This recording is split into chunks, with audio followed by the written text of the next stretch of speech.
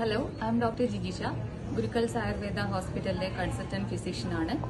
ഇന്നത്തെ കാലത്ത് എല്ലാ പ്രായക്കാരിലും വളരെ സാധാരണയായി കണ്ടുവരുന്ന ഒരു അസുഖമാണ് കാൽമുട്ട് വേദന.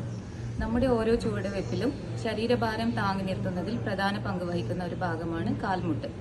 നമ്മൾ നടക്കുമ്പോഴും ഓടുമ്പോഴും സ്റ്റെപ്പ് കയറുമ്പോഴുമെല്ലാം ശരീരഭാരത്തിന്റെ കംപ്ലീറ്റ് സ്ട്രെയിൻ അനുഭവപ്പെടുന്നത് കാൽമുട്ടിലേക്കാണ്. മുട്ടുവേദന ഉണ്ടാകാനുള്ള കാരണങ്ങൾ പലതരത്തിലുണ്ട്. അതിൽ പ്രധാനപ്പെട്ടവയാണ് തേയ്മാനം. പ്രായം കൂടുന്നതനുസരിച്ച് സന്ധികൾക്കുണ്ടാകുന്ന തേയ്മാനം വളരെ സാധാരണയാണ്. കൂടാതെ അമിതവണ്ണം അല്ലെങ്കിൽ പൊണ്ണത്തടി. നമ്മുടെ ശരീരം ഭാരം കൂടുന്നതനുസരിച്ച് കാൽമുട്ടുകളിലേക്ക് ഉണ്ടാകുന്ന ആഘാതം കൂടുകയും തൽഫലമായി മുട്ടുവേദന വരുന്നതായും കാണപ്പെടാറുണ്ട്.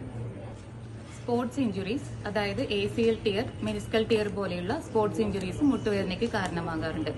ഇത് കൂടാതെ ഒരുപാട് സമയം നിന്നുകൊണ്ട് ജോലി ചെയ്യുന്നവർ, മുട്ടുകൾക്കുണ്ടാകുന്ന അർബുദം, ഏതെങ്കിലും അണുബാധ, ഇതൊക്കെ മുട്ടുവേദനയ്ക്ക് കാരണമാകാറുണ്ട്. സാധാരണയായി മുട്ട് മടക്കാനുള്ള ബുദ്ധിമുട്ട്, മടക്കുമ്പോൾ വേദനയും ചെറിയ ശബ്ദവും അനുഭവപ്പെടുക, സ്റ്റെപ്പ് കയറാനും ഒരുപാട് സമയം നിൽക്കാനൊക്കെയുള്ള ബുദ്ധിമുട്ടാണ് കണ്ടുവരുന്നത്.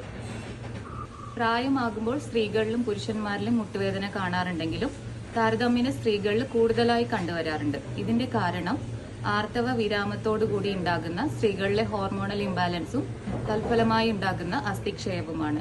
അത്തരത്തിലുള്ള ഒരു കേസാണ് നമ്മൾ ഇന്ന് ഡിസ്കസ് ചെയ്യാൻ പോകുന്നത്.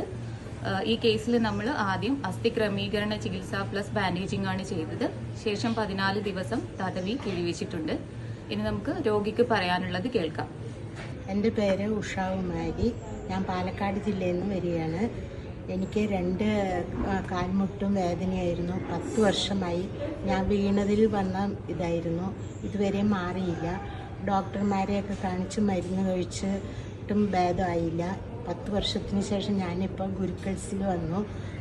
വടകരയിലാണ് സ്ഥലം.